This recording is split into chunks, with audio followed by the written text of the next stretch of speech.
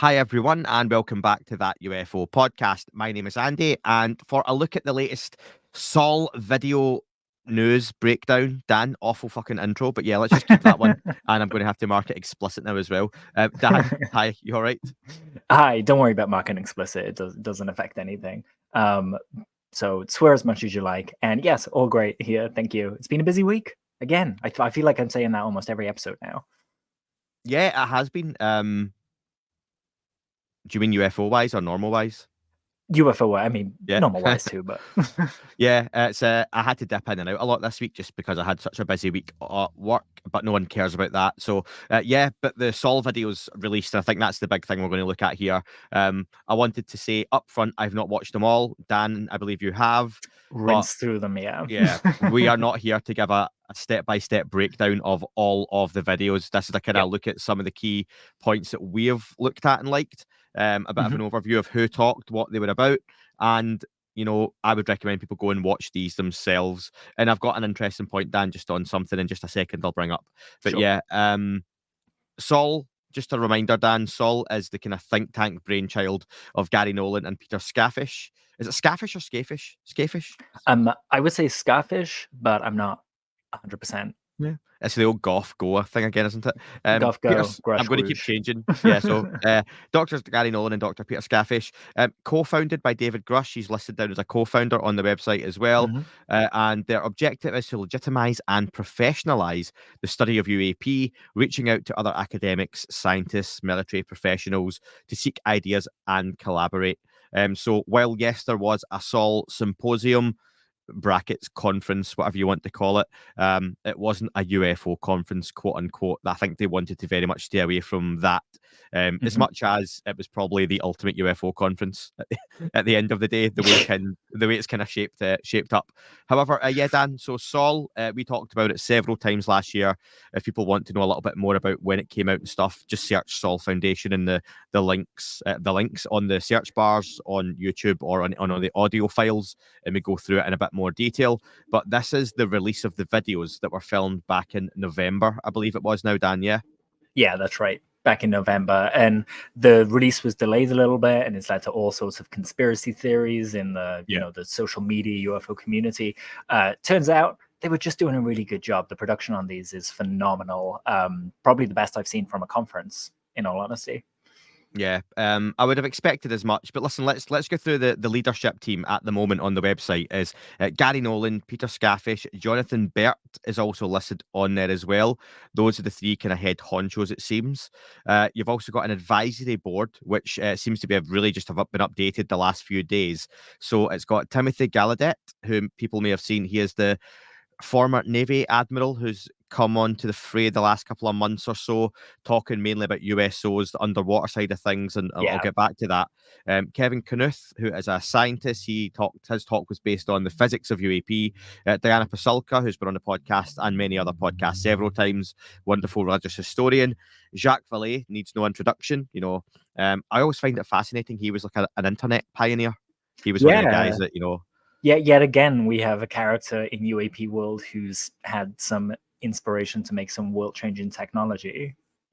That comes up in cases again and again, that people are inspired by these sightings and experiences. And I'm reading Dimensions at the moment, the first of Vallée's trilogy, and it's so interesting. And there's one point that sticks out to me where he literally describes just breaking down over the utter ungraspability of this whole mystery, and he doesn't think it'd be solved in his lifetime. So it was great to see him there and to see him feed into the dialogue around this.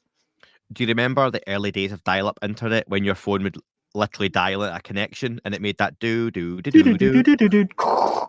That was actually Jacques Vallée on a synthesizer. He made that. Yeah. So there was no need for it. But, with Brian Cox, things can only get better. Style 100%. Fun fact. Jeffrey Krypel, again, has been on the podcast. Jeffrey's wonderful to listen to, and we'll go through what the talks were in just a second. Avi Loeb and Beatrice Villarroel. Hopefully I'm pronouncing that properly as well. And she was one of the names that people may be less familiar with. But that's someone who, again, like a few others on here, I think deserves some attention based on, the names and the reason for this overall. Dan, just to run through the talks. Okay, so there was like 17 talks. I don't know if you know this, but who do you think was the most popular? I would guess Carl This is based Nels. on YouTube. This is based on YouTube views. Okay, so Oh, okay. So not in the UFO community, based yeah, yep, purely yep, yep, on. yep, yep, yep. Okay, sure. So then I would probably say, I mean, Avi Loeb gets a lot of reviews when he's doing interviews and things like that. Diana Pasolka, or Nolan. I would say one of those three: Nolan, Pasolka, or Valet. Sorry, who was the first person I said? Avi Avi Loeb. Loeb. Okay, so do you know what? Diana Pasolka and Avi Loeb are two of the lower end views. Really Yeah, I have. interesting. So I'll run through. You've got a kind of group of them. Avi Loeb on 16,000, Beatrice Villarreal 15,000, Kevin Knuth 53,000 views. Interesting. I'll go over why I think these are, and it is just opinion. Sure. Gary Nolan, 67,000. Jacques Vallée, 95k, I think, takes the top spot with 95k. Diana Pasulka, 21k. Peter Scaffish, 18k. Hal Puthoff, 23k. Larry Maguire, 10k. Timothy Galladay, 19k. Jairus Victor Grove, 9.2k. Carl Nell, 38,000. Chris Mellon, 58k. Whiteley, sorry, 9.7k. Paul Thigpen, 15k. Jeff Kripal, 26k. David Grusch, closing remarks, 58k. So Oh wow. Valet kind of clear runaway. Yeah. I think there's probably a few reasons for that. One would be people searching the names. I think Valet is probably a very well search name. I imagine though, like Kevin Knuth, for example, I think somebody who I'd like to speak to in the podcast.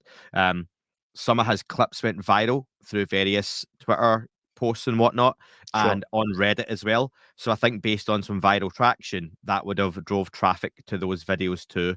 Yeah, Um, sure. Kevin's presence, I've seen Kevin present over the years since the establishment of UAPX and SEU and things like that.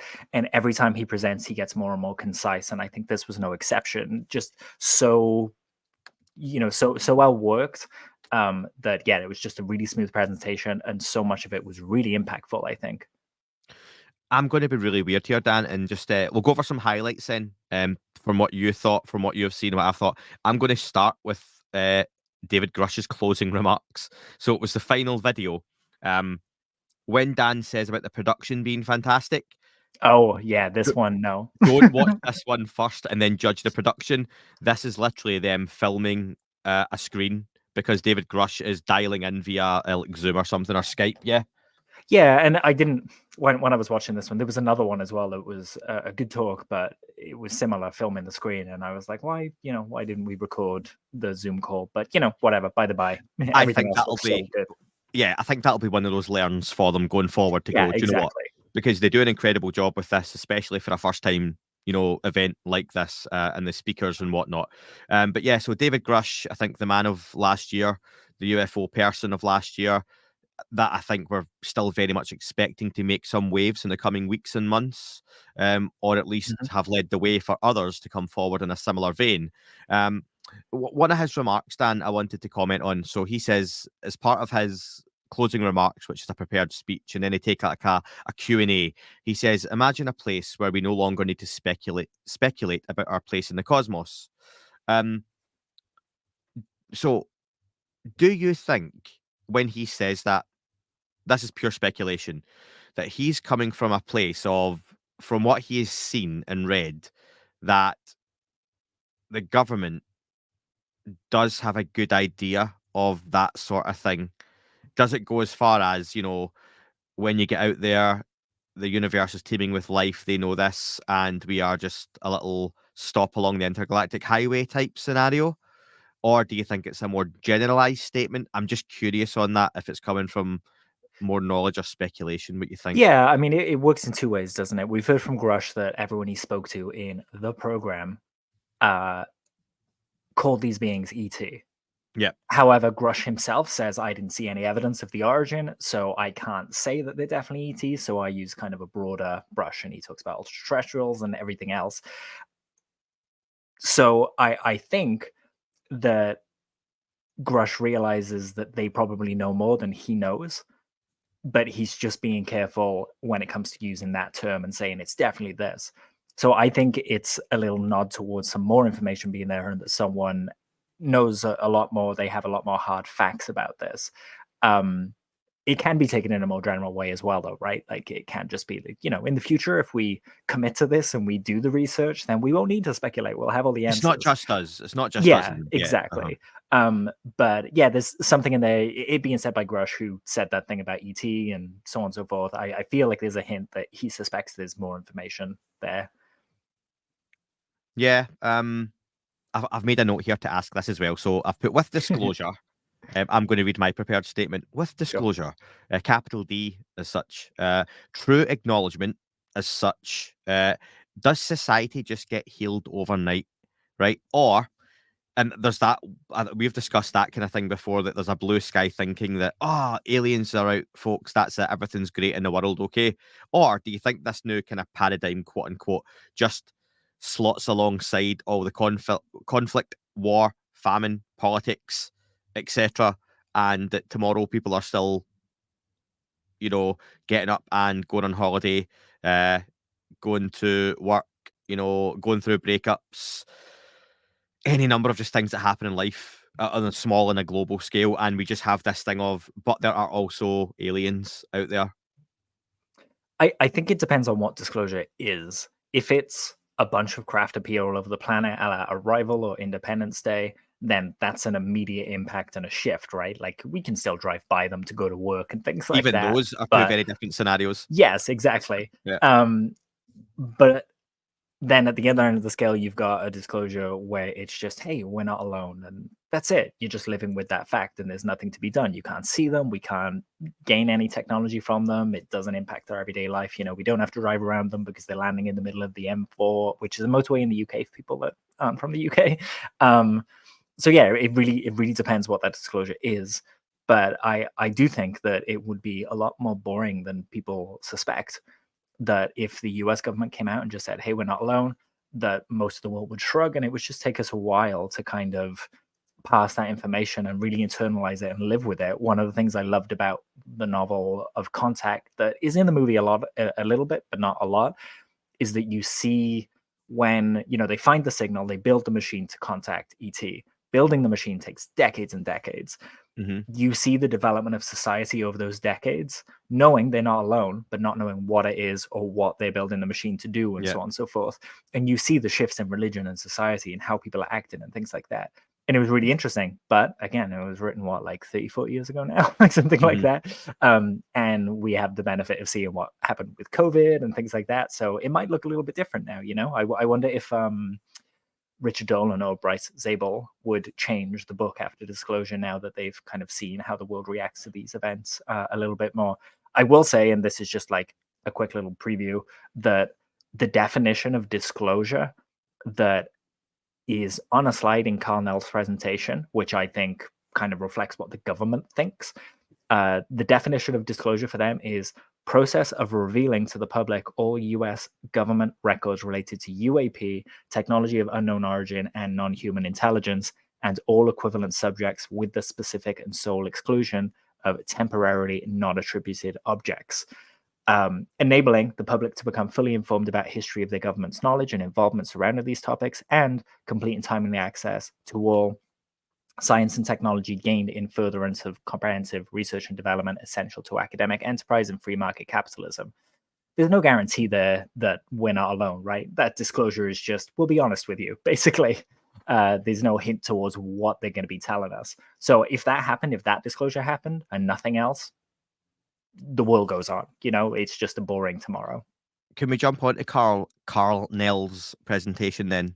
Let's do it. I thought you were going to say jump on Carl Nell then. I mean, it's like easy. We haven't even met yet. I am jumping all over that name right now, trying to say Carl Nell. So his talk was called The Schumer Amendment and Controlled Disclosure, one that had a lot of intrigue around it when he was announced, but also then once it had happened. And that slide you mentioned, Dan, leaked out. He's a former Army Reserve officer, and I believe he's one that basically came out in support of David Grusch. That's right. Yeah. Then, was one of the initial points. Article with the debrief, it was Carl Nell and Jonathan Gray from NASIC, I want to say. So yeah, two people totally supporting Grusch. Yeah, it's an interesting talk because it's one of those that we are now watching in hindsight, knowing that the Schumer Rounds amendment didn't make it through. This is my first note. I got so wistful watching it. Yeah, I was like, oh, what could have been. So yeah, I mean, let's see if you've put similar to me. So I put talks to the Schuman Amendment, which we know was roundly destroyed as it was attempted to pass through. However, it's interesting to hear some of the context behind the language. Again, some of which we have covered on the podcast over the last few Yes. months. So you're kind of watching it as he breaks down. And to be fair, I don't think I got the feeling as he goes through it that he was overly confident this was definitely going through, but it was like, Mhm. if it did go through, or here's the benefits of some of this going through and what it could mean. And I think that's a conversation that we heard from a lot of folks over the last couple of weeks as it kind of got destroyed. People realized this wasn't going to go through in its full form, but we threw a lot of shit at the wall and not a lot of it stuck. But we've got buckets of shit left to throw here, which is which is a I mean, wonderful way of it's a thinking about really it. good way of putting it because it's Yeah. true, right? Every single year, we've been covering this. How many bits of legislation has been? 2 years, 3 years, 3 years max, Hmm. right? Including Yeah. this most recent one. And every single year, the way the language has started isn't the way the language has finished. This year, it's just Yeah. been a lot more visible and a lot more noisy, right? I think what we're going to see now is them bring back eminent domain and the review panel, and that last year it was just too much in one go. Like you've got the National Archive stuff. That's a lot of administrative work. That's a lot of pulling different departments into line and kind of getting them new guidance and do this, do that, and everything like that. I feel like it was all too much for one year. So You what we're going turned to up. see now, You turned up on a first date and told her you loved her straight away before you bought her a drink. perfect analogy. Yeah. Yes.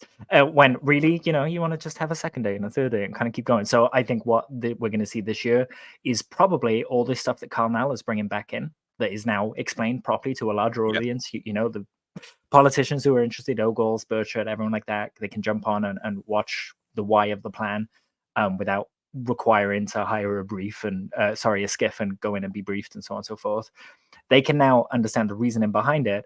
And I think we're going to see those things come back as proposed language for this year. And maybe we only get one of those two things again this year as they're working it out. But it's baby steps, right? And Hmm. they're kind of figuring out as they go what they need, get information back, change what they need, put it forward. And it's this constant back and forth. So I'm personally excited to see what is coming. But one of the things I loved about this talk was how much Carl emphasized how important what did pass was. And he talks about that presumption of declassification. And Lester would have mentioned this to you as well when you were talking, where before it was presumed that everything UAP was classified. Hmm. Now it's assumed that it's being declassified and they have to give a reason to not declassify it. So it's harder to stop the stuff coming out because it takes effort to stop it coming out as opposed to taking effort to get it out. So that's a really big shift. And when those things start hitting the National Archives, it's going to be really interesting because we're going to have a lot to chew through, right? Whenever we get new data, it's, we'll do an episode, other people do like 5 episodes. It kind of gets chewed through and applied to all these different things that we've seen over the past 3-4 years and compared. So yeah, I just think that's probably where we are. And yeah, it was a great thing to pass. And I'm personally really excited to see what the National Archives hold. I remember Black Vault found that there was a whole host, I think like tens of thousands of documents. I want to say 12,000, but I'm not sure if I'm pulling the number out there. So don't quote me on that. But a lot of documents that mention ATIP in the Obama library. That's I think part of the Library of Congress, and that stuff should now go to the National Archives so we can see it. How many times have we heard there's no paperwork to do with ATIP? Turns out there's a lot. Now we get to see it. This is really good, and we've got a year to kind of chew through that and digest it without being distracted by these review panels and eminent domain and people arguing about that stuff.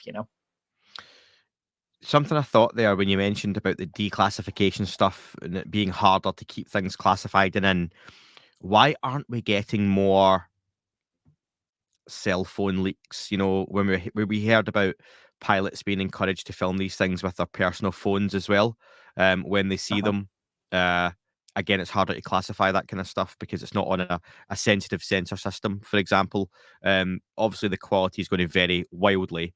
Um, I thought we would have had some more stuff done over the last year. I'm not going to lie, that's one thing I thought we may have had more of, and I feel we're still looking at the gimbal, go fast, and tic tac. No, Oh God, I gimbal. forgot the name. I was going to say it. No, gimbal, go You got fast. gimbal, go Yeah, fast. And oh god, The there are other people one, screaming at yeah. the podcast players right I'll now. let them scream. You said we can swear. Fuck them. Sorry. So no, I'm not going to keep doing that. Sorry, folks. Any young children listening to this, I How dare you? apologise. Swearing's not fun. Gimbal go fast, and Gimbal go fast. I'm looking it up, by the way. any longer, I will I've have got to all edit that. those Yeah, original but do you know what I videos. mean? We've got those 3 videos, and I still feel like that's the Fleer. That's Fleer. why. Fleer. That's the one. Yeah. That's still like the best stuff we've had in an official capacity, and you can debate all you want around the stuff that's come out from, Corbell and Knapp that's been looked at and leaked. But those 3, we're still looking going, we're waiting on more. Yeah. Absolutely. And that's the stuff that we've got a chain of custody, right? We know it's from the Department of Defense. The Department of Defense have said, yep, that's real. We can't comment on what it is. There've been theories thrown around, but there seems to be no decision on it so far, or no consensus. I'll say, like, people disagree with the assertion that Go Fast is going slow and that Tic Tac moves slow and not fast, and so on and so forth. So yeah, we're debating those, and it's been interesting to see Arrow put up some cases on their website of videos that look strange, and they've investigated and deemed that they're prosaic. That stuff is probably the equivalent, but it doesn't make a big splash because it's not interesting, right?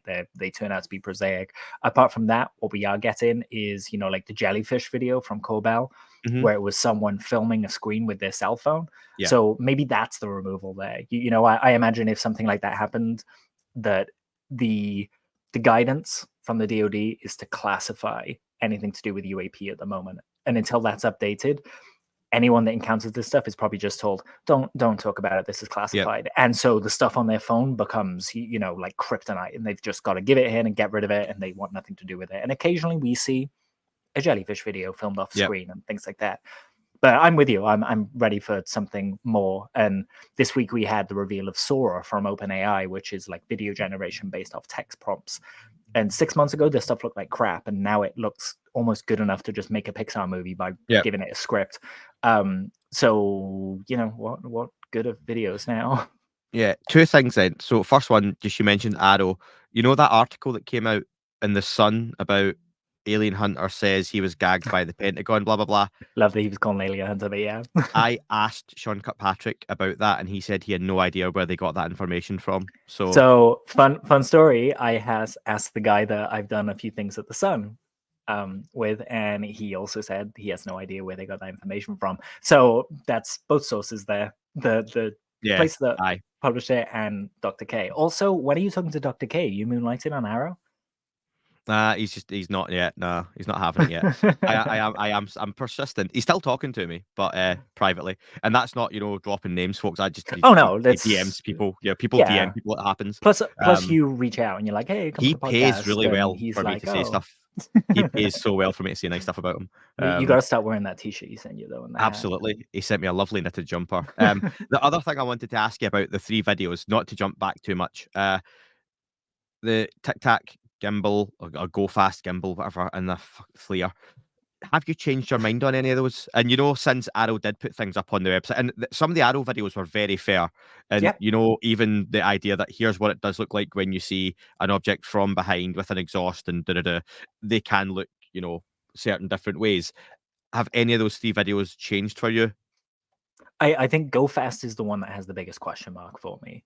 The other 2, if I had to pick, and just to talk through it, Go Fast, the one that has the little object in the middle, it's got the little lock on it, and then the lock kind of moves, and then it appears to shoot off to the side.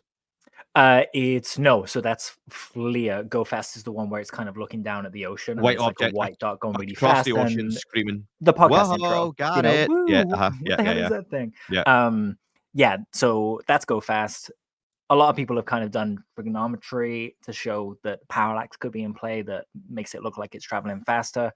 That still doesn't explain what kind of object it is, but it just brings in a few more possibilities as to what it could be, because if it's moving slow with the wind, it could be a balloon instead of a UFO or something, or in fact, sorry, I'm just going to change what I said, because Carl Nell was very clear in his presentation when he said things like balloons that they later identify as balloons, they're called temporary non-attributed objects. Just because they don't know what something is, it doesn't make it a UAP. When they can't attribute it, that's when it becomes a UAP. So, i.e., we've tried to put all the prosaic things at this. So, in the case of the Go Fast, as I was just talking, that would become closer to a temporary, non-attributed object. Whereas the other two, they seem to have movements that are kind of what we refer to as the five observables, what Lue Elizondo and all those guys refer to as the five observables. There's the gimbal kind of rotates, there's a twist in it. We've heard so much about the video that comes after and the events around it of, you know, kind of the formation of different objects and this thing and stuff, zipping and moving it like a kind of gyroscope. I'd love to see those videos, but it's really compelling because it all comes from, you know, official sources, the pilots that, you know, were in the squadron with the guys that filmed that, Ryan Graves. And then the Tic Tac one, there's so much contention on that. And the reason that that one is so very compelling for me is, and you're going to accuse me of like name dropping or whatnot here, but when I got to read the reports from the Bascioli reports and the Tic Tac report that they did, and the amount of work that was done on it to show, like, if this was our craft, it just doesn't work. It won't stay afloat with the propulsion that we would put in it. That stuff kind of really put an exclamation mark over it to kind of say this is very unusual. It could still be human tech that's just outside of our, you know, paradigm for now, but it's very unusual. So those two videos for me, still compelling as hell. The Go Fast, I wouldn't lean on in a court of law, you know? How about you? Yep. No, not really. I think the gimbal one for me more and more took pride of place of that's the one that I would lean on having the real kind of solid. I think even if you saw the Go Fast with the Tic Tac screaming across the top of the water, even if it does like a right angle turn, cool as that would be, from what you hear the gimbal has and the extra stuff and the objects in front of it, I think we always see these videos, and when this is the clearest kind of stuff we have, right? That's official. Yeah. It's always one object. If you could see one of these videos where you had like the gimbal and then sorry, the object that rotates and then the 5 objects in front of it, that would be, I think, very different. We always get to see one isolated object, which is probably a frustrating thing as well, as opposed to having a frame of reference, which I suppose would help folks with a knowledge to work out distance, speed, size, all that kind of stuff as well, that you've got context, depth, and whatever that might work out as. So yeah, a little bit frustrating, but no, not for me. I'd like to see more though. I think we're due some other stuff, and that would be on my wish list for 2024. And we're very much not like, you know, we don't think that everything that the DoD releases that they say is prosaic is a UFO. We'll take into account the prosaic explanations before kind of, you know, making our mind up about it. And they all remain as spinning plates, so things that we can change our minds about, you know. So I feel like when we say we want more, we're not just saying, oh, it's 4K UFO footage from the DoD showing aliens in a cockpit or bus. Like, there's a lot more interesting stuff around it. And as someone that just likes the science as well and loves reading about the optics and the nerdy stuff, I love it when, you know, I'm reading about like, oh, this is how this looks on a FLIR cam, and it's just new to me, you know. It's a new way of looking at the world. Naturally, I'd like to bring up the next one then, and it's only a part of it, which is interesting, but it's Kevin Knuth. Oh, wait. Can we talk about catastrophic disclosure for a second? Oh, yeah, sorry. Yeah, just go for literally, it. I just wanted to read the definition because there was so much conversation around it and people guessing like, oh, catastrophic disclosure is X, it's Y. And I actually also missed a point on the Carl Nell one as well. So yeah, let's go. Yeah. Okay. Stay on it. So yeah, it was just the actual definition of controlled disclosure and catastrophic disclosure that I wanted to read out just so listeners can get a handle on it. So what Carl Nell means when he says catastrophic disclosure is precipitous and uncontrolled public revelations that demonstrate reality behind UAP, TUO, objects of technology of unknown origin, and or NHI in such a manner as may reasonably be assumed to cause significant societal disruption. That's all he means. Like that, there could be a whole bunch of different scenarios that fit that. You know, China going first to make America not look like it has, you know, the power when it comes to this conversation. It could be the visitors revealing themselves, and you know, everyone running into the streets and with their hair on fire and not knowing what's happened. But yeah, that's specifically what catastrophic disclosure means. Controlled disclosure, which is the aim, is disclosure implemented in accordance with benchmark-driven campaign plan, the plan that Nell showed in his presentation, that specifies precise requirements for periodic review, downgrading, and declassification, as well as the exact time and specified occurrences following which every US government record related to this subject may be available to specific target audiences and ultimately to the public. So that's what we're basically seeing, right? A slow rollout of making sure the relevant people know what's going on in this conversation. That's kind of the 5 pillars, I would say, as Lou kind of read it out before.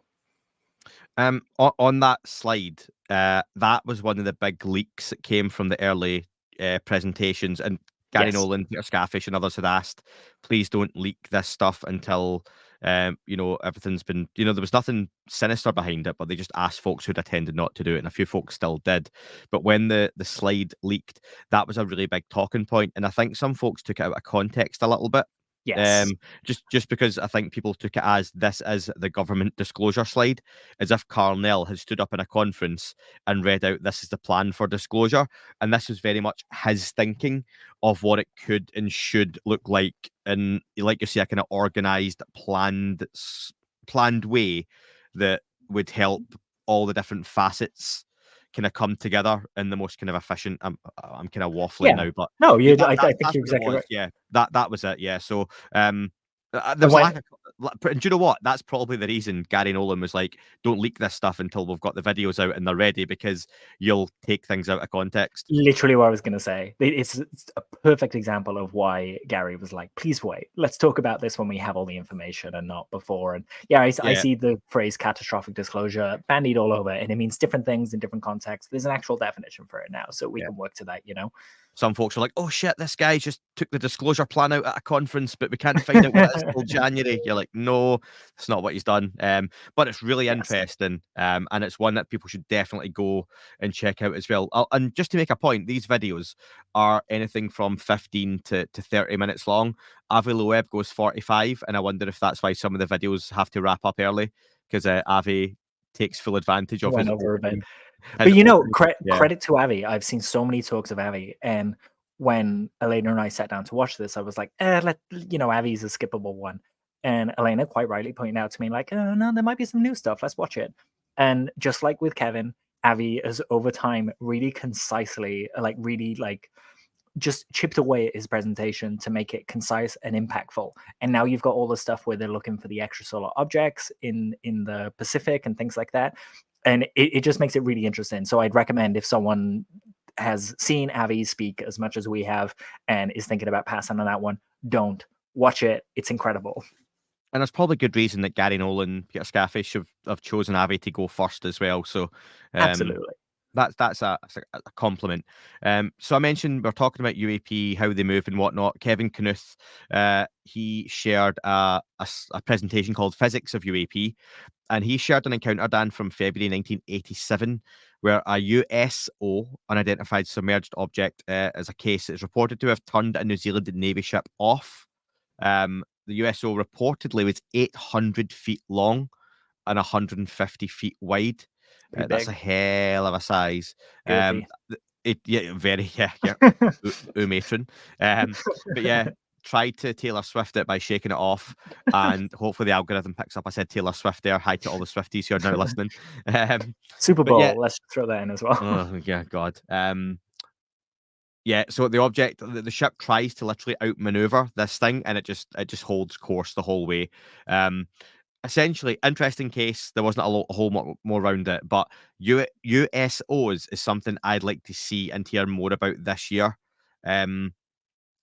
Someone who was on the podcast last year told me they were writing a book that was largely based on USOs, and I can't remember if they said it was off air or on air, so I wouldn't say their name, but pretty big name in UFOs that people would read. So yeah, that would be We also interesting to have see and hear more of.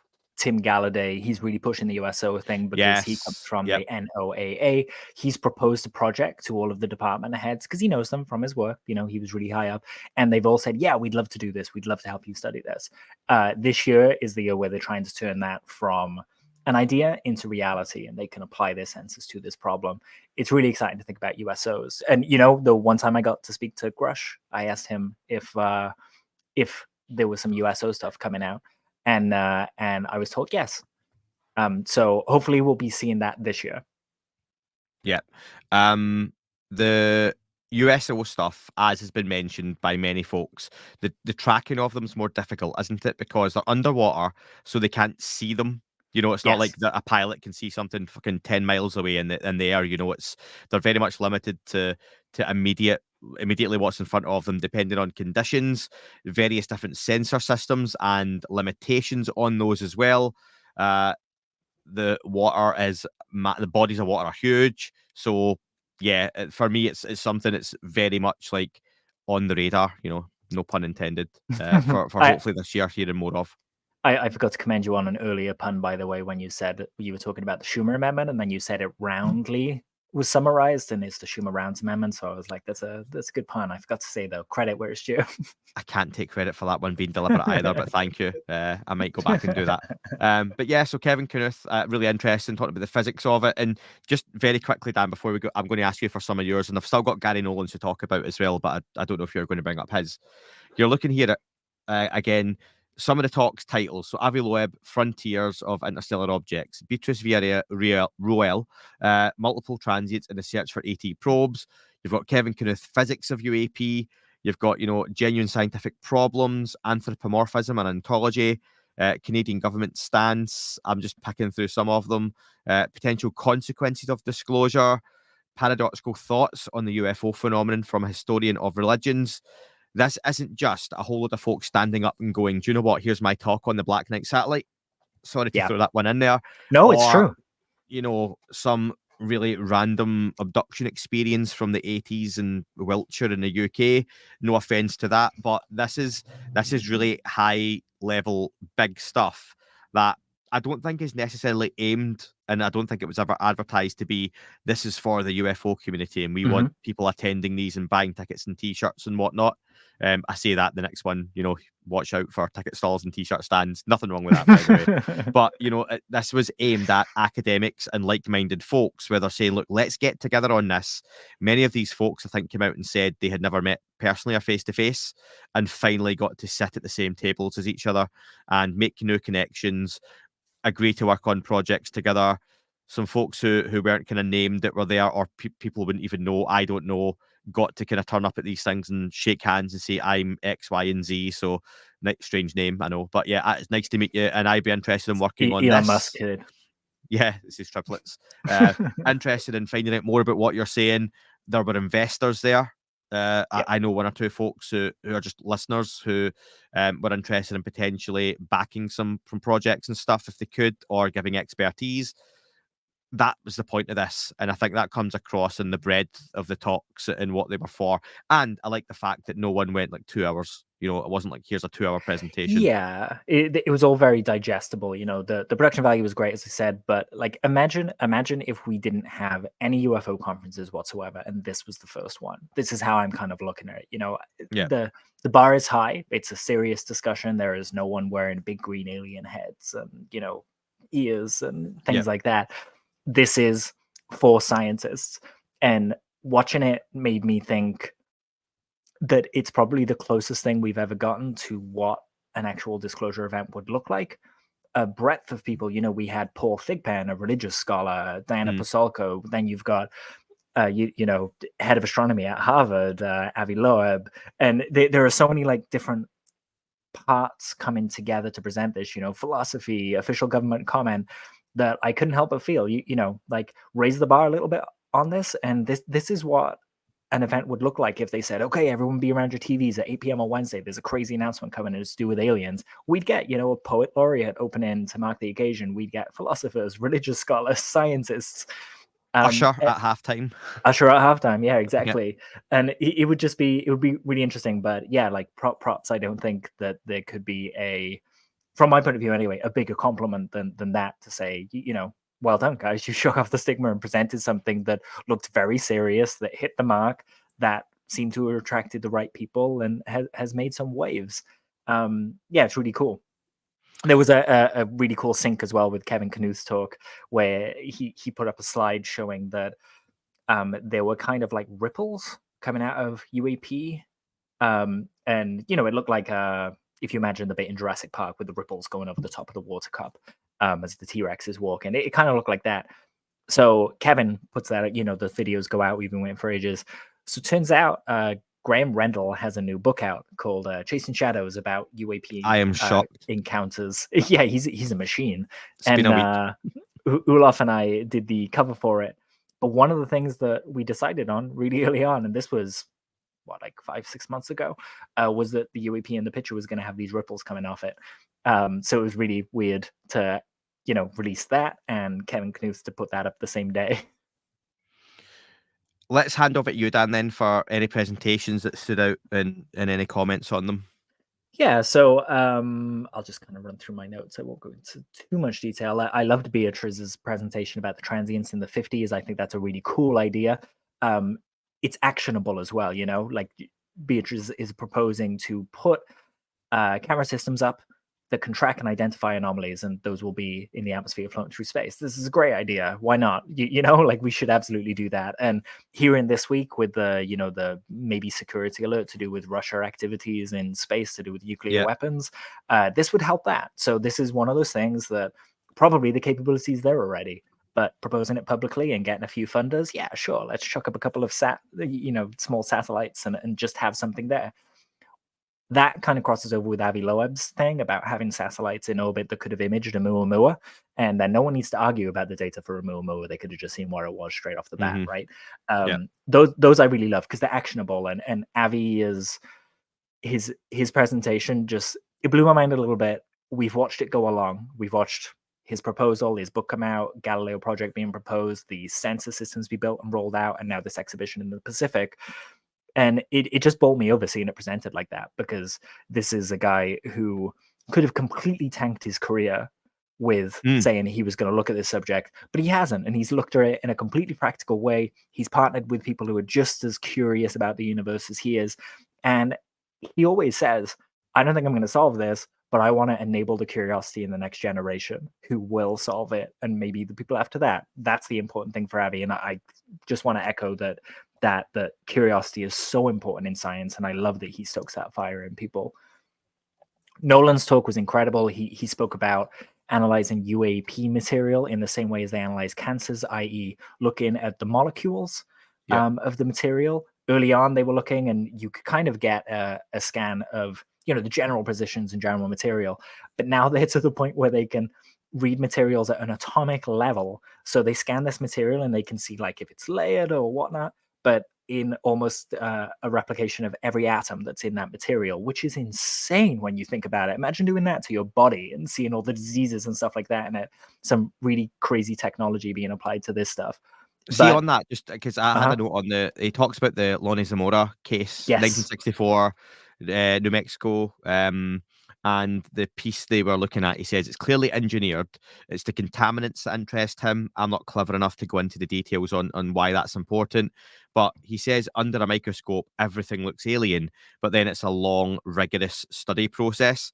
Yes. And then he also mentions, and I think this is kind of obvious when you think about it, but people like me don't. And I'm sure most folk don't, but it's not like you send a piece of something to a lab and go test this to find out if it's alien. Well, it's made up of, whatever it's made up of, but then they might do testing that takes 2 months in one piece of equipment, but then they have to do follow-up testing, but that requires another piece of equipment that's based in a different continent. They then have to send the piece potentially there. Then it could come up with results that mean nothing on their own. They have to then cross-reference those and it's not like, is it alien, yes or no? It's just a piece of something. And precisely that takes a lot of time.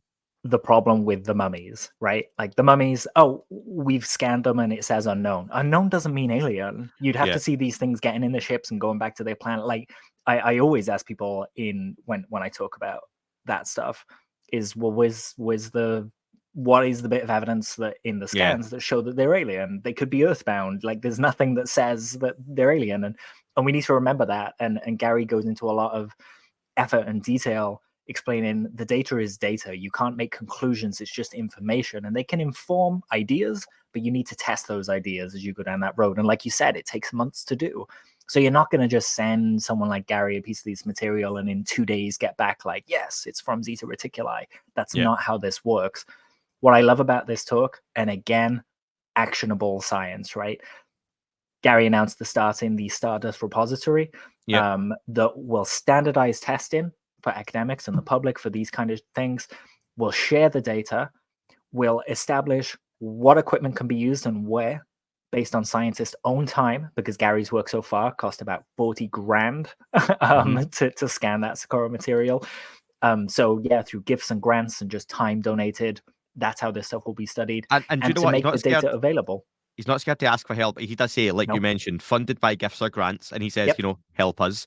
Yep. That he is talking directly to the folks at that conference, or if anyone's watching online, he's not looking for someone to say, "I'm willing to give you $10," and that's no shame on any of us who are like, there's £10, $10, €10, and that's a lot of money to us.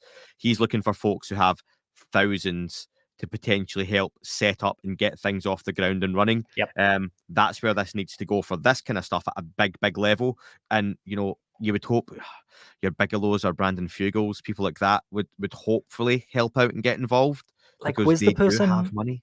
running Enigma, like the financial records for Enigma, the company, like the UFO reporting app, shows millions being poured into this thing, and that it's just not catching on. Put the money here. Like, this is such a helpful place, and maybe they don't have the money to spread around, but literal millions into like saying, oh yeah, report a light in the sky, really important, but this would be of equal importance. Like you say, there are plenty of people out there with money. Let's get this going. Yeah. So yeah, I absolutely love that one, and the way Gary explained it all, very inspiring.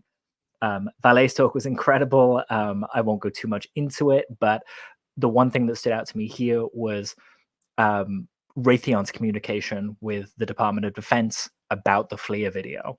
And Valet recounts that they sent a message to the DoD saying, remember, we didn't sell you a UFO sensor, we sent you a heat sensor to track engine signatures on enemy aircraft. So this shows, it highlights that we don't have sensors that are created to track UAP. Yeah. We're playing with non-scientific instruments, weapons of war, to pick up this information that we want to study. They're not good enough. We need better sensors. We need these projects.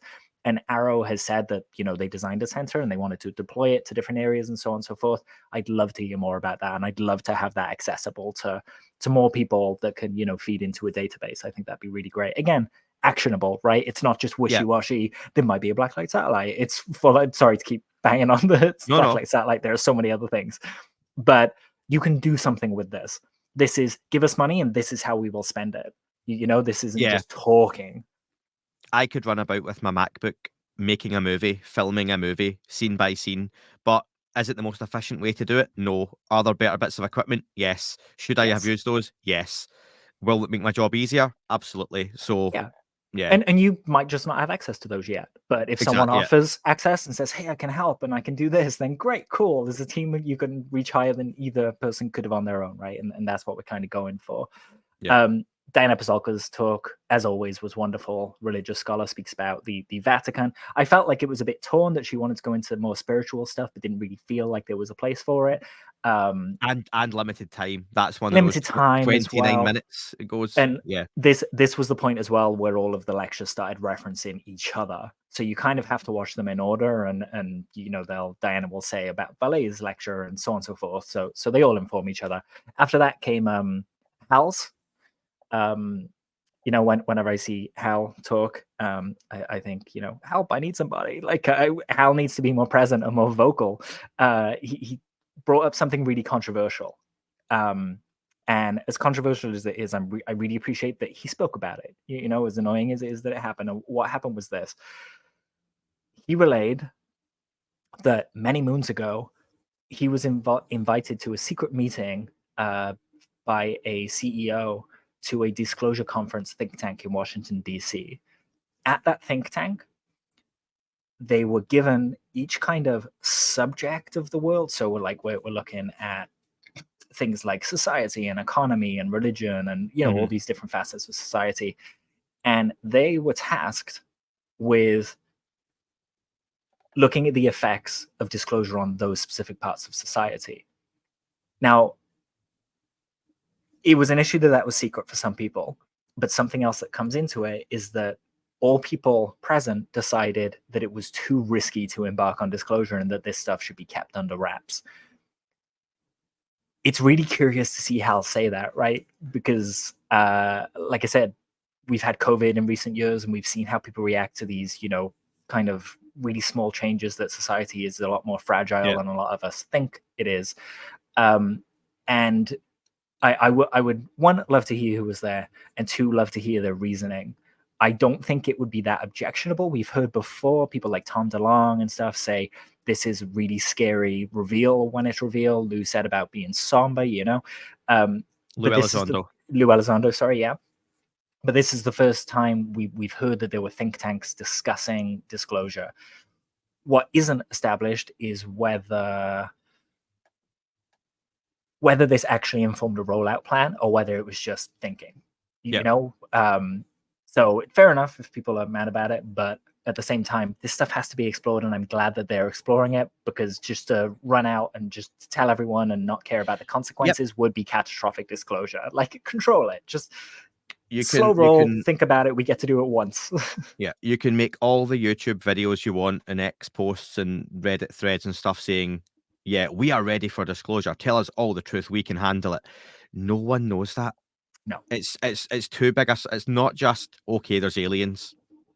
It affects too much. Look how small changes, like you mentioned, Dan, in society, not even something as big as what COVID was, but smaller changes, how massively they affect society, to then something like that affects technology, money around the planet, you know, religious ideals, not even people who are religious, but just folks' own mental states, what that would do to it.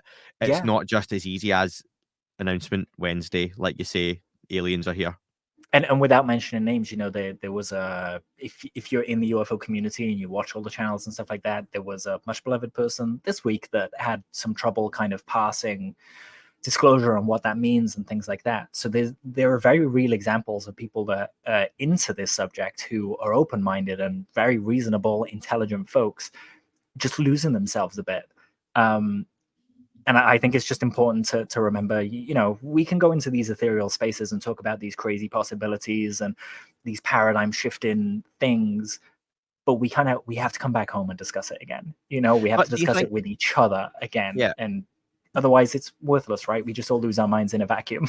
Yeah, but I've said before, everyone's in this for different reasons or stuff. And some people, whether they know it or not, are probably, and this is just my opinion, they're in this because they like that little part of the subject where, yeah, let's get it all out. And they love the debate and the conversation around that, and almost this thing that probably won't ever happen the way they want it to. And they like the tribe around that. That's that whole tribalism in any part of society where you find your clique, you find your tribe. It's a psychological thing, isn't it? Finding your tribe. And people, they gravitate towards a group of like-minded thinkers. And yeah, we are all in this together. There's, you know, safety in numbers. It's an online thing. It's a social thing. And yeah, it's not right. It's not wrong, but it is what it is. And like you say, disclosures around the corner. It's like is it a supposition? If you know that Schrodinger's cat thing, sure, it is both around the corner and is not around the corner. You know, it's Schrodinger's disclosure. I love it. Yeah, Schrodinger's disclosure. Yeah, there's your next T-shirt, Dan. Schrodinger's disclosure. It's a UFO in a box. The UFO is both inside and also outside the box at the same time. I think that might be a really good way to describe this period of time in the UFO community, actually, because some people think disclosures happen, some think it's a process, some think that it's ahead of us. Schrodinger's disclosure. Do you know what you need? You need like a prolific, I won't name anyone, what's the point? You need like a really prolific and well thought of UFO social Twitter member looking into a box, and like Mick West looking into a box, and Mick West saying there's no UFO in the box, and the other person saying there is. And it's like, that's yeah, there we go. I'll think on the meme. I'll if to anyone listening or watching, if I manage to get it done before this goes up, I'll link it in the comments. If not, it'll be on my social media. Something will come from it.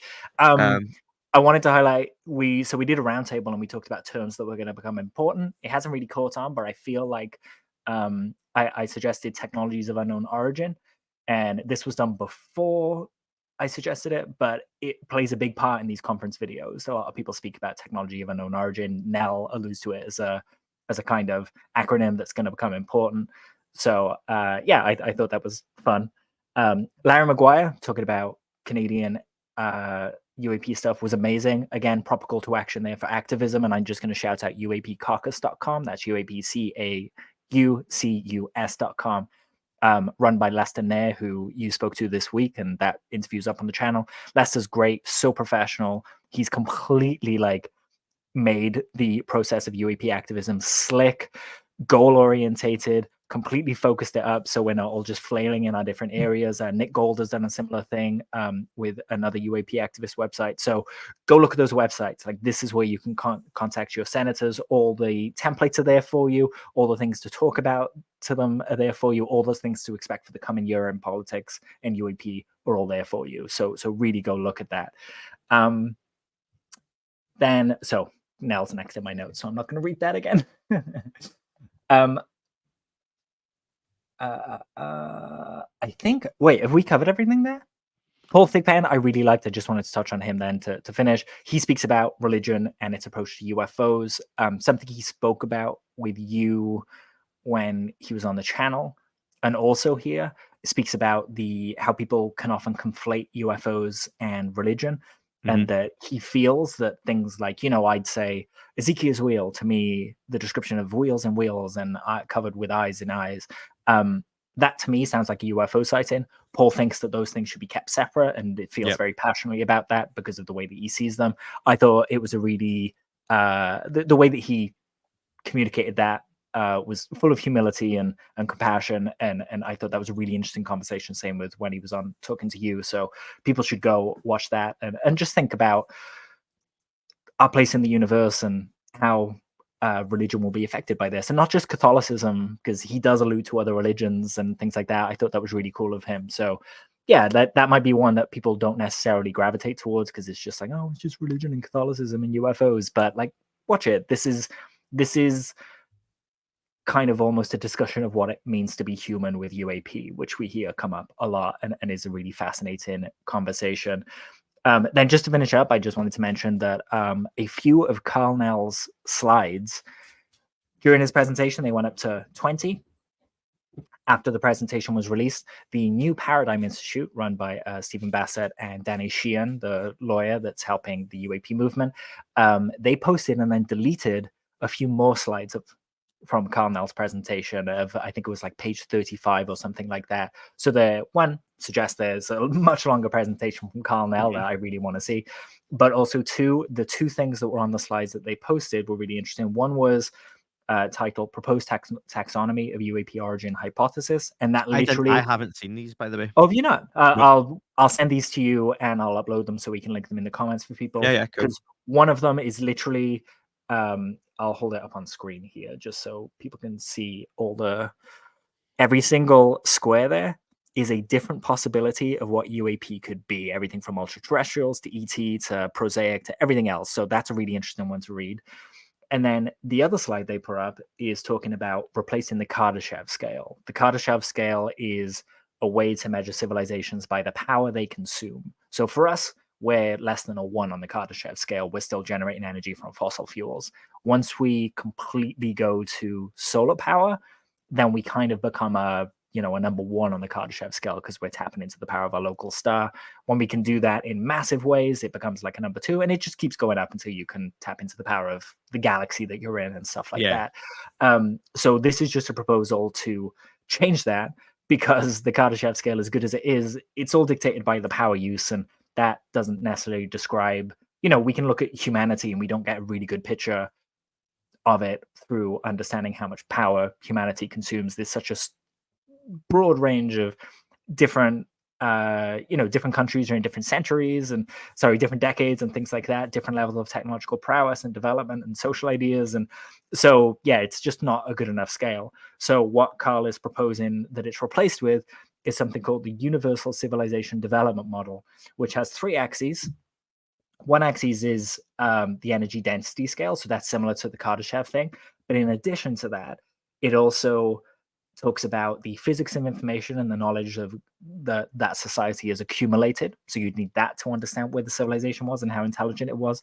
And also, not just looking at what they have and what they know, but also who they are. So looking at a full range of evolutionary biology and the chemical basis for life. So all those 3 things combined should, in Carl Nell's eyes, give us a solid definition for being able to go, that's intelligent life, instead of finding that, we're back where the Viking Marslander was when we were like, is that life? We don't know. We didn't talk about what it would look like. We're stuffed. We kind of have to put it on the shelf and go again in 50 years. But they were two really interesting slides, and I wish we had the rest, to be honest. All in, wonderful event. People should go and check out the videos. I appreciate. I'm very much against anyone ripping videos from other people's work and uploading it as their own. Dan's not done that, but Dan, you've put the playlist on which links to the Sol Yes. videos, and it's in chronological order, which is what I've Yes. used. So it's Purely not like because they reference each other. So I was like, yeah, I need to watch these in order. Yeah, no, I wanted to do the same because when you go on the site, the Grusch closing remarks was the first video for me on YouTube. Yeah. So yeah, I liked that it was on there. So I'll stick that link in the description as well for people Cool. to go through them. And it's not linking to Dan's stuff; it's linking to Sol Foundation. It's just Yes. Dan's made a playlist of the videos so they're in the right Precisely. order, which is helpful for And people I like me. wouldn't be surprised if they just make a playlist on the Sol channel as well. They're welcome to just, but it's there in case anyone wants it. That's all. Absolutely. And hopefully they've got another one coming up later on this year. I think they want to make it an annual thing, at least in the short term. So that would be good. Potentially bigger venue, more folks at it, and the conversation and setting could look very different in 7-8 months' time to what it does now. So that would be interesting to see what kind of comes of that. The next one will give a really good idea of the impact this one had as well. Is it going to draw a lot of media attention and stuff now because it's kind of trickled out, and the second one will be bigger? We'll see. Anyone you would want to see at it, Dan? Lue Elizondo. Lue, it was reported that Lue was in DC this week talking to some people.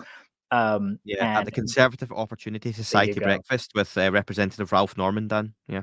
Yes, exactly. So I guess you've got some notes on that, so I won't go into that just yet and spoil it. But I'd love to see Lue there just because he's talking a little bit more now because other people have said things that he couldn't say before. So he can now talk about these things and brief people. And I think Lue, being the person that, kicked all this off in 2017 with Mellon and the New York Times, I think it would be great to almost kind of see a retrospective and a leadership from him because, much as Lue would say, I'm not the leader of this. He did a lot to lead the charge, and that to me describes a leader. So did Bob Lazar, Dan. And you disagree with that? No, I know what you mean. So yeah, some other news points. You mentioned Lue Elizondo. It was on Askapol, so Matt Laszlo's organisation. It was in town for the Conservative Opportunity Society breakfast. I've got no idea what that is. Don't particularly care. So don't have a go at me. Free breakfast. That's all it is. Yeah. I'd go for that. Yeah, breakfast buffet.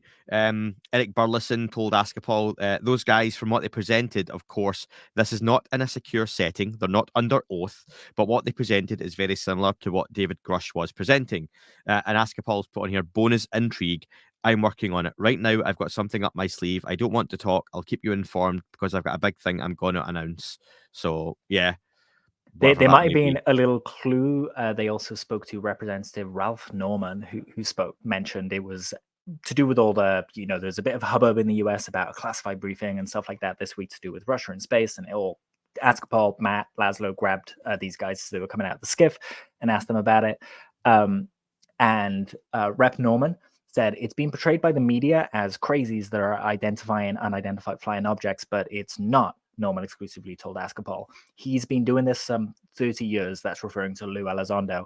He's a combat veteran, very qualified. I'm going to have him back. In fact, we might open it up. Everybody, you're all to know it. Everybody should. And then he says, Matt says, I heard he corroborated what the whistleblower David Grusch testified to this summer, to which Norman responds, absolutely, yes. So it sounds like to me that what they might be planning is another hearing with Lue being present, being able to talk about this and his experience to the American people openly. Again, there will probably be a lot of, I can only talk about that in a classified setting, but this is information that these people are required to know, in my opinion. It would be very handy for them to speak to Lue. Lue spoke about kicking down the door and knowing what door to kick down, alluding to the fact that he knew where the legacy programs were. Grusch said that as well. So the more people kind of pointed to these places and pointing these things out to these officials, the more these officials are going to feel determined to get to the bottom of it. So yeah, fingers crossed. I'll still stick by. We need more than the same names to come forward, though, and say the same things in that setting or not. And that includes Lue, and I'm sure Lue Elizondo would say the same thing. We need more David Grushes to come out the woodwork and and he said it, and she said it, and he said it. Groups of people coming out, the four of those, they worked with this that's what's going to really push things forward, I think. And What do it's you think hopefully what's needed. so we had two reports kind of saying who was with Lue. In Askapol, they reported that Lue was there with two pilots, one who's a veteran combat pilot who took pictures, and a scientist. Liberation Times reports that Lue was joined by a former member of the UAPTF and decorated uniformed military officer, that's one person, a former military fighter pilot and witness to a UAP sighting, a former DARPA scientist, and a former political advisor to the Obama admin. So Elena and I all morning have kind of been thinking, like, who could these people be? Like trying to kind of guess who it. And to me, former member of the UAPTF and decorated military officer, we could be looking at someone that ran the UAPTF back a few years back. Travis Taylor fits the bill. We also could have Carl Nell be involved in that. Some colleagues of Lue and Dave Grusch could be present there. Yep. Then when it comes to the pilots, encountered UAP, retired now. So we know that Ryan Graves was in DC as well. So probably Ryan Graves. I thought, yeah. Then in terms of someone who photographed it, we're referring to probably Chad Underwood or David Fravor. Chad Underwood is the guy who filmed the Tic Tac that David Fravor encountered. So they're specifying that videos, photos, I would say probably Chad, or, hopefully it would be really nice if it was one of Ryan's squad mates that we haven't heard from yet who actually encountered that and can describe. Ooh, I'd love that. And then former DARPA scientist, Eric Davis, maybe, possibly, we know Grusch and Nell and stuff have that in the background. It's not Grusch because they would have just said Grusch is there. So it could be a number of people. AN other we don't know yet. That's AN other, yeah. Yeah. Former political advisor to the Obama admin. So we could be looking at Mellon, we could be looking at Podesta, we could be looking at, unnamed people that we don't know that work within that administration because we don't know every single face that helps these people that we know. So just wanted to get that out there, a little guess who. Yeah. Other news on top of that as well. James Fox said his upcoming documentary is looking around about 85 minutes long. He's hoping to have a rough cut available late March, early April. That's not for release, but that's just, rough cut. Okay, here's what I think it's going to be, and then polishing it off. So this year, that's looking like that's going to come out. And I think folks may or may not know James Fox went through a really tough time with the finances from previous documentaries being pulled out from underneath him. Really shitty. He made no money from the making a Moment of Contact Virginia stuff. Really, really poor given, just from a paternal point of view, he was away from his kid and his wife for ages. And sucks. Putting all that work into that and made nothing from it. So yeah, that's really, really poor. That's actually the same company that distributed Monsters of California in America as well. So I'm curious to see if there's any issues there as well with them not getting paid. I don't know. Maybe they only pay their super high profile clients, Well, yeah. But James deserves support, and he's done so much for this subject, and he's just gotten better and better and better over the years. And I cannot wait to see what he has to present us with. The program it's going to be called, is that? I think that's looking like at least a working title, yeah. But sure, if not, that's what it's going to be called, yeah. It's going to be great. And also, Eric Weinstein, he's a physicist, isn't he? Yes. Yeah, he has made some comments again. He's dipped in and out the UFO topic in a couple of different ways at times. But a few quotes from him on a recent interview. It was, "I'm not clever enough to solve the UFO puzzle. There's almost no topic where I can't generate multiple explanations. This is the only topic I've ever met where I can't generate a single explanation for what the hell is going on. Nothing I can think of makes sense." And a separate quote, "I thought UFOs were total nonsense. I thought this was a waste of time, and I was wrong. I was just wrong." So there's someone who's not a UFO person, not a UFO guy. Talking about the subject and going, do you know what? There's something in this for me. What? He's not super saying. Humble. Super humble dude as well, being able to say, I was wrong. I wish we saw that more. He says, I don't know. I think Eric would say this as well. I love what Eric has to say. We can't assume he's fully informed about the subject in the same way as we all are, in terms of what we've read through, what we've looked at. We do this day in, day out. Eric is doing something else for his job. So just, I've seen out there that anything that comes out of certain people's mouths is treated as gospel by people. Watch it with the deferring to authority. And I think Eric would say exactly the same thing as well, because he's, kind of leans that way. So yes, watch this space with Eric, I guess, as the evidence kind of comes out. He'll be commenting on it openly, and it's really curious to see him pass this publicly. Yeah, and there's not much more for me, Dan, on that. Again, Bryce Sable and Ross Coulthart interviewed Jeremy Corbell back in 2022. Little bits of the interviews have been shown on other platforms or other documentaries that have been put out, but the full hour-long interview is now up and available online as well on the YouTube. So again, those guys are respected authority figures. Some folks love them, some folks hate them, some in the middle. I've got time for all of them, and I really enjoy listening to them talk. Listen to everyone, make up your own mind, and I think that's an interesting, threesome for those three to be together and be talking Phrasing. together. Yeah, it is what it is. But yeah, those three to be together chatting is a little bit of a. It's not quite Chris Mellon and Linda Moulton Howe colliding, two worlds meet, but it's probably Marvel and DC getting together in that kind of way. So yeah, Yeah, compatible, not as removed. That's interesting. And yeah, how dare they give their free time and energy and money and passion to this subject for nothing? yeah, We are lucky to have these people, and they're all. There was an episode of Need to Know a while back where Bryce and Ross were talking about the election debates and whether UAP was going to come up, and Need to Know. Sorry, News Nation had just held an election debate where UAPs didn't come up, and Bryce held Ross's feet to the fire since Ross works for them. And I love that dynamic. They can be honest with yeah. each other and not bite each other's heads off. And I think they're a really great outlet. Is that So people being allowed to disagree, Dan? yeah, exactly. So it's almost like different opinions make the world go round, right? No. Yeah. It's actually Yes. the orbit around the sun, the Absolutely. gravitational. Dan, you've got anything to add? Two more things. So just one, Sure. the EU and UAP. Francisco Guerrero, he brought the UAP to the EU Parliament, to the European Commission's docket. Francisco himself is a member of the European Parliament, and during a plenary session on the 5th of February, I want to say, covered various topics around space. Francisco referenced the ongoing UAP-related activities in the US and told the EU it is fundamental that the EU Commission includes in the European space law a program to collect data on UAPs as well as a scientific body to analyze these events in a transparent and public way. That's great. Starting the ball rolling. Love that it's about the conversation there. Hopefully we'll see more. Then the only other thing is the Super Bowl ads. I just wanted to mention how many ads there were at the Super Bowl this year. We had a Squarespace ad that included real footage and real news by Martin Scorsese, of all people. Yep. We had an apartments.com ad, Oreos, as they say in the US, Mountain Dew and CBS. And the Super Bowl always has, alien ads. It's a popular subject. There were two last year. I went back and checked. So a year where it's relevant, it makes sense that we have more ads. But I've seen a lot of people suggest, maybe this is soft disclosure. Maybe the government hired to nudge the subjects of these adverts to be that and just have it on people's minds. Could be that, could be ad agencies picking up trends, but I would say by the fact that we're talking about it and people were talking about it, the advertisements were a riveting success.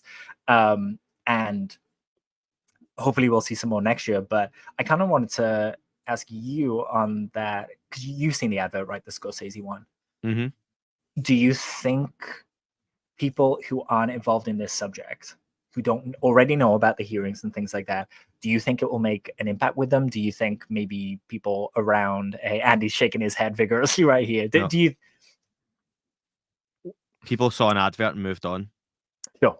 And just thought of it as an advert because there was no little thing at the bottom saying this is actually true. Yep. Or they went for a piss while the advert played. And I love the advert, but that's advertising. Yep, Sure. it's not. When Taylor Swift's talking about it, then, and that's not a joke, but I mean, it is, but it isn't.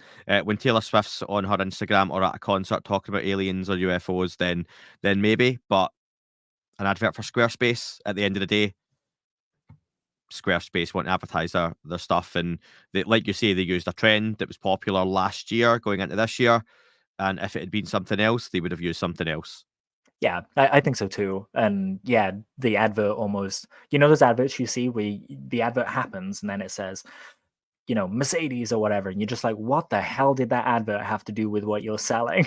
And it was one Yeah. of those for me. I was like, what? Like, yeah, you've Some grabbed our some attention. scene You've where made sure like people are going to chat about yeah, it and spread it in social media, and yeah.